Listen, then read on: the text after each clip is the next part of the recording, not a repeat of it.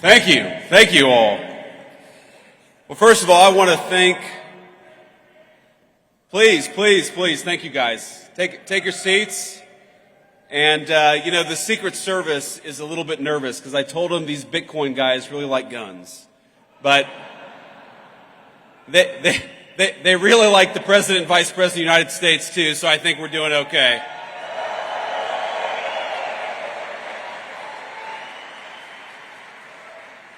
So I first have to thank David Bailey, grateful for everything that you've done for the Bitcoin community. Thanks in particular for what you did for me and the President, helping us get from candidacy to the White House, because we've done, I think, a lot of good in the past 120 days, and I don't think we could have done it without David's support. I want to also thank the Winklevoss brothers, Tyler and Cameron. These guys are out here somewhere. Who, I got to say, Tyler and Cameron, I think really helped break the dam in Silicon Valley. Because if you remember, you go back to June or July of last year, it feels like forever ago. It's not even a year ago, where Silicon Valley, people would whisper in private that they were going to support Donald Trump for president. They would talk about the fact the Democrats had gone too crazy. We had to get Gary Gensler the hell out of there, but they weren't quite willing to say... But they weren't quite willing to say, at least not publicly, that they were going to take the big step and support Donald J. Trump. And Cameron and Tyler Winklevoss, I think they were some of the first big names in Silicon Valley to take that step, and a whole host of people followed them. So Cameron and Tyler, thank you for that.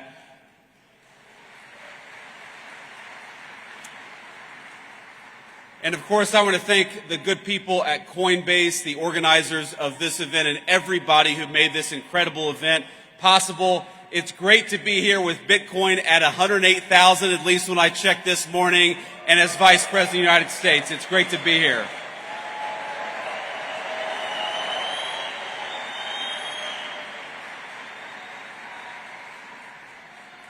Now, you guys know I get to meet a lot of exciting people in my job, but it's been quite a while since I've been to a conference with this level of energy.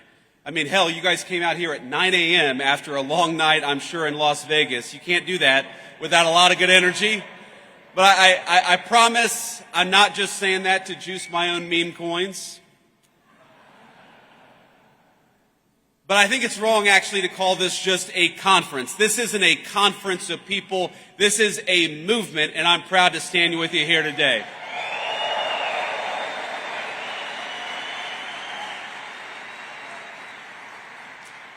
And I think this conference, this movement of people, is where the future of cryptocurrency in this great country gets decided. So let's start by making one thing abundantly clear. That future is going to be decided by the people, by you, not by unelected bureaucrats.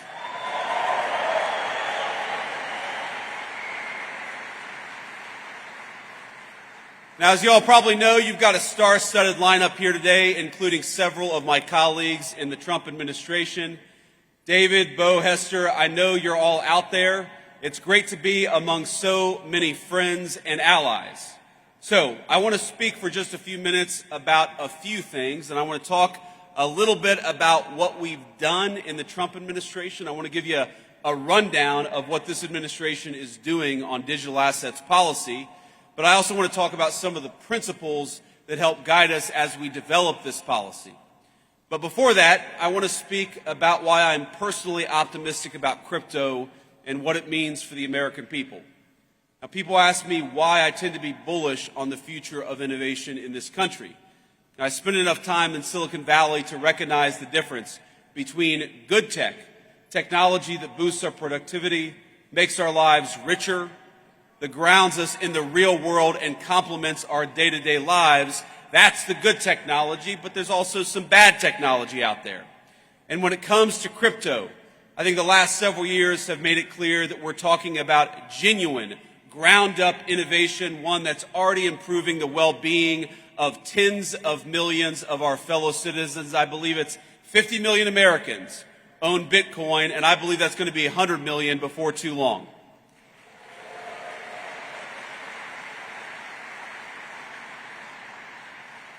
But it's not just about Bitcoin and about the value that's been generated, the wealth that's been generated by so many millions of our fellow citizens. Through decentralized finance, crypto has transformed how Americans transact with one another. It's expanded access to banking for many who may not otherwise have had it. And every single day, I feel like I see some groundbreaking new use of blockchain tech, whether it's in supply chain management, whether it's in hospitals, or whether it's in changing how we track and store patients' private health records. But for each of these new forward-looking applications, I also feel like there's an incredibly conservative element to crypto technology, and that's as a hedge. Crypto is a hedge against bad policymaking from Washington, no matter what party is in control. It's a hedge against skyrocketing inflation, which has eroded the real savings rate of Americans over the last 4 years. And as you all know well, it's a hedge against a private sector that's increasingly willing to discriminate against consumers on the basis of their basic beliefs, including their politics.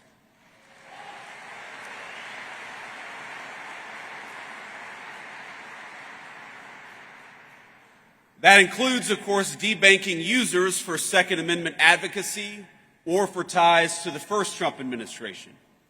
In Canada, the government did the same to kill those big truck driver protests in 2022. Less than a week later, they succeeded. The protests were over. But maybe most importantly, I see crypto as a hedge against one of the most dangerous trends in the digital era in both the public and private sectors. And that's of elites who, rather than innovate themselves, prefer to simply take over and co-opt cutting-edge technologies to assert their control over other people.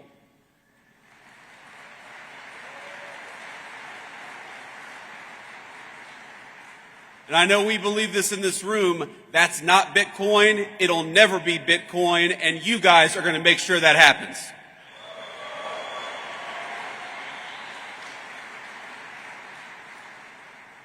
But as you know, there's a new sheriff in town because after 4 years of mistreatment and outright hostility led by Democrat regulators, lawmakers in this country have a choice.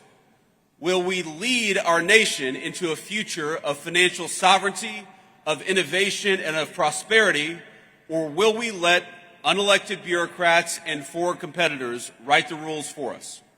And I'm here today to say loud and clear, with President Trump, crypto finally has a champion and an ally in the White House.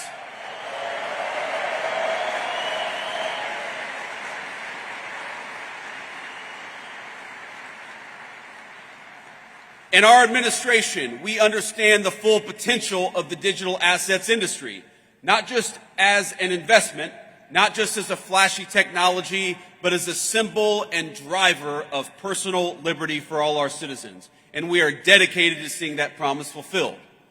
The way that we see it, the people in this room are the digital pioneers of the American economy. And that's why our administration is doing something a little unusual in Washington. We're listening to all of you as you blaze the trail of innovation. The innovators in this room are making people's lives better. You're pushing boundaries and solving problems, injecting unprecedented transparency into how we do commerce. And the way we see it, you all deserve a similar level of transparency and clarity. And most of all, you deserve respect and support from your government, not bureaucrats trying to tear you down.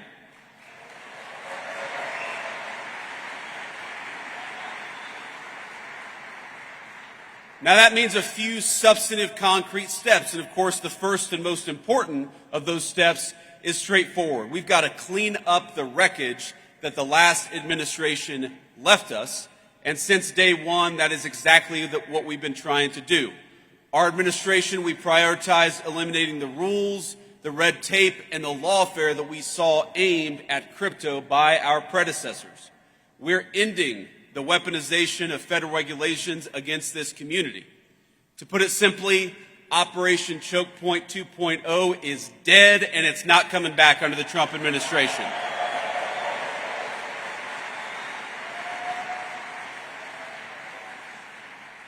And by the way, it's crazy that was ever even controversial, the idea of using the regulatory power of the government to crush an industry and to crush people who espoused a view that you didn't like. It's crazy, but let my words today serve as Operation Chokepoint. Let me serve as its obituary. Now this is my vow to every single person here. You will never see this administration trying to handicap your community or diminish the impact it's had on the economy. Instead, we reject the Biden administration's legacy of death by 1,000 enforcement actions. We reject regulators. Maybe the most important thing that we did for this community, we reject regulators and we fired Gary Gensler, and we're going to fire everybody like him.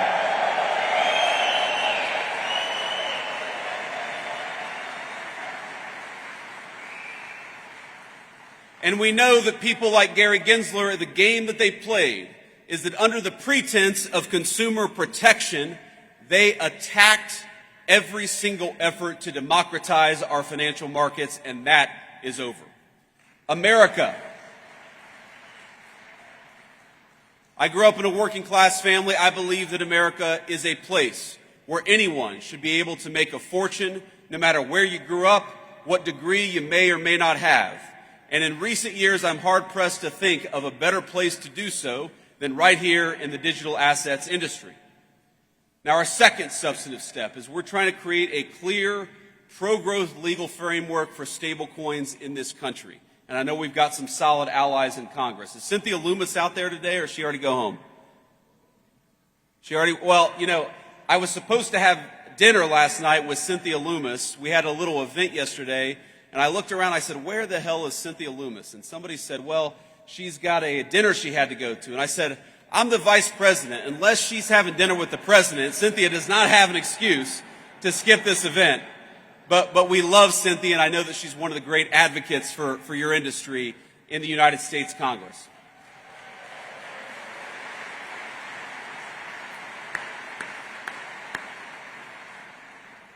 Now, I know, led by Cynthia and other great legislators, Congress is hard at work getting the Genius Act passed and across the president's desk as quickly as possible. And that's an important step.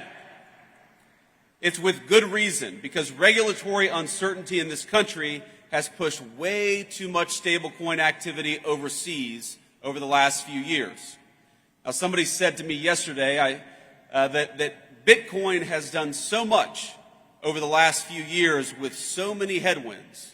Wouldn't it be nice to have a government that provided some tailwinds to one of the fastest growing industries in our country? And that's what we aim to do.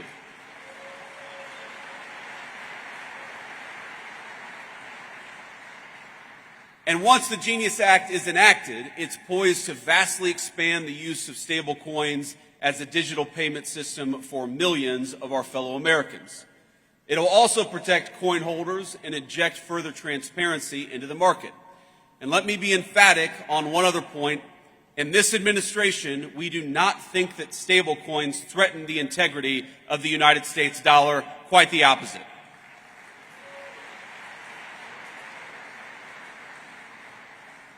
In fact, we view them as a force multiplier of our economic might. Dollar-pegged stablecoins, particularly once Genius is enacted, is only going to help the American economy, and it's only going to help the American dollar.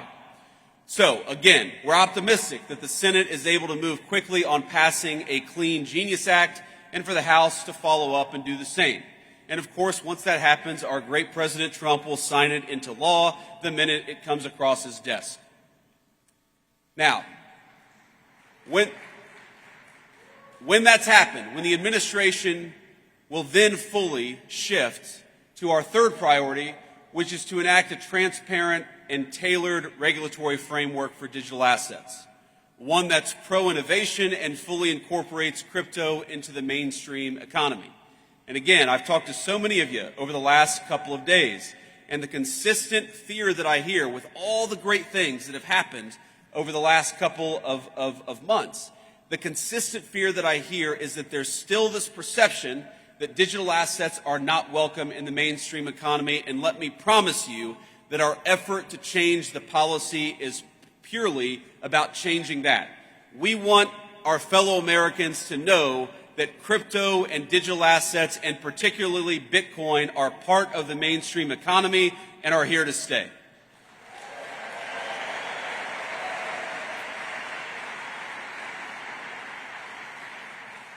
Now, we think the way to do that legislatively, because again, I hope that our party is in charge for a long time, but nothing is ever guaranteed in politics. So the best way to ensure that crypto is part of the mainstream economy is through a market structure bill that champions and doesn't restrict the extraordinary value that Bitcoin and other digital assets represent. Right now, in this Congress and with this administration, we have a once-in-a-generation opportunity to unleash innovation and use it to improve the lives of countless American citizens. But if we fail to create regulatory clarity now, we risk chasing this $3 trillion industry offshore in search of a friendlier jurisdiction, and President Trump is going to fight to make sure that does not happen.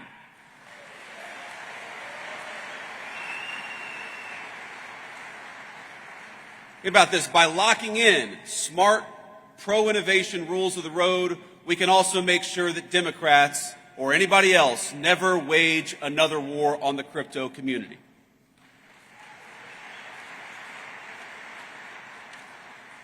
Now, I've already hit my time here, but before I head back to Washington, let me offer you just a few bits of advice and a few thoughts on where this industry is going. This is one politician's perspective, so take it for what it's worth. Maybe a little bit less than one Bitcoin right now. But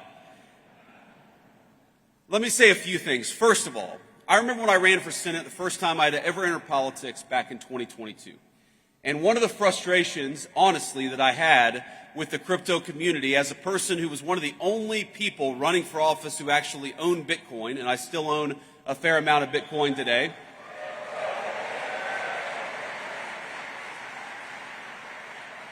Think about this. This is during that campaign. That's 2021 and 2022. This feels like an eternity ago, but it was only 4 years ago, is that I recognize what so many advocates of Bitcoin recognize, which is what the Biden administration was doing, what Gary Gensler was doing was a disaster, and yet there didn't seem to be any real organization pushing back against it at the political level.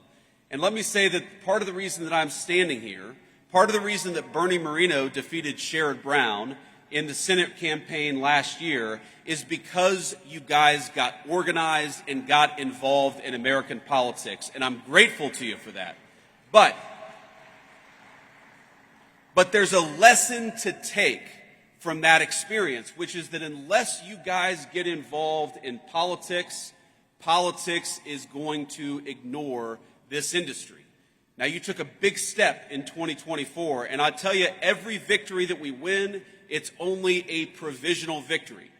You know, one of my great mentors in Silicon Valley always told me that, Bitcoin, that the crypto community was about exit and artificial intelligence was about voice.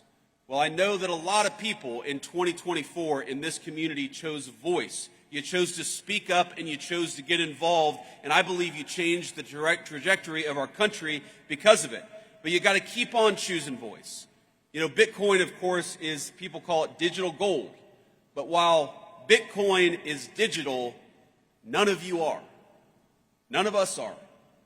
What happens in the world of politics, what happens in the world of bureaucracy, it will affect even the most transformational and valuable technologies if we don't make the right decisions. So the first piece of advice, the first thing that I'd ask you is to take the momentum of your political involvement in 2024 and carry it forward to 2026 and beyond. Don't ignore politics, because I guarantee you, my friends, politics is not going to ignore this community, not now and not in the future.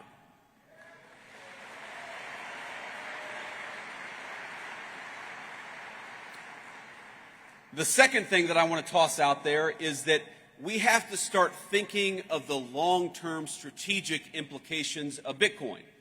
Bitcoin is owned by about 50 million Americans. A lot of Americans have made a lot of money have created a lot of wealth for themselves, and that's a great thing. But I actually think that where Bitcoin is going is as a strategically important asset for the United States over the next decade. It's one of the reasons why President Trump, with the help of our great AI guy, David Sachs, it's one of the reasons why we started the Bitcoin Reserve, because we want to start to put in motion the strategic importance of Bitcoin for the United States government. We know that the PRC doesn't like Bitcoin. The People's Republic of China doesn't like Bitcoin. Well, we should be asking ourselves, why is that?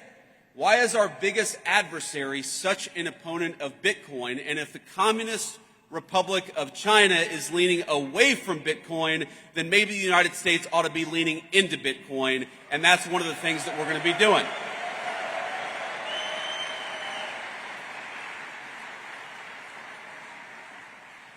But that's not a vice president standing up here and talking at you. The way that Bitcoin is involved in the strategic future of our country, that's got to be a two-way conversation. And so when I talk about getting involved in politics, one of the things that you guys got to do is continue to give us feedback and continue to tell us the ways in which Bitcoin can play a positive role in the strategic future of this country. I know the Bitcoin Policy Institute is working on this very topic now, but all of you have got to be involved in this conversation, because I don't think any of us want to wake up in a country 10 years from now that is less wealthy and less prosperous because we made bad decisions today. We're going to make the right decisions, but that depends on you guys being part of the conversation. So be part of that conversation. And here's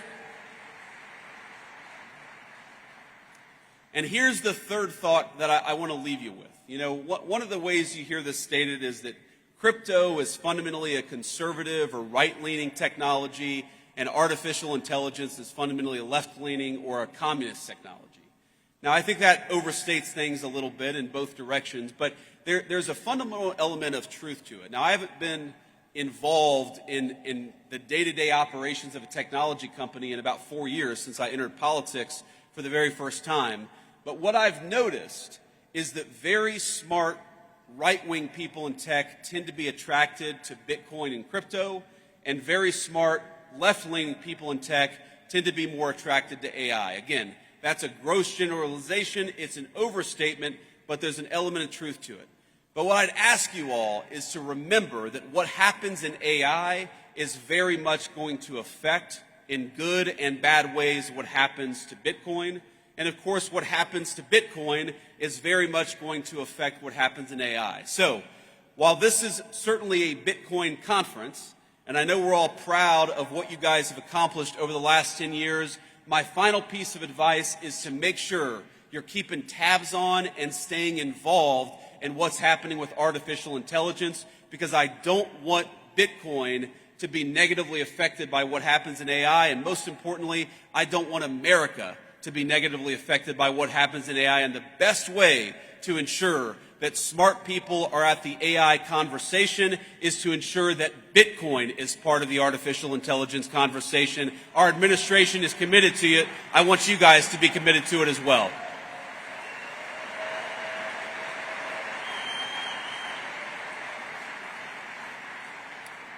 I just want to say in the next few years in the Trump administration, we've accomplished a lot, but we have plans to continue to make big progress for this industry and for the American people who rely on it. The whole of government, we're going to need your help, we're going to need your guidance, we're going to need your encouragement, and at times, yes, because this is politics, our politicians are going to need your pressure. So, have fun this week, but keep the pressure up. And we'll do great things together for our industry, but most importantly, for the cause of personal freedom and the United States of America. God bless you guys, and thanks for having me.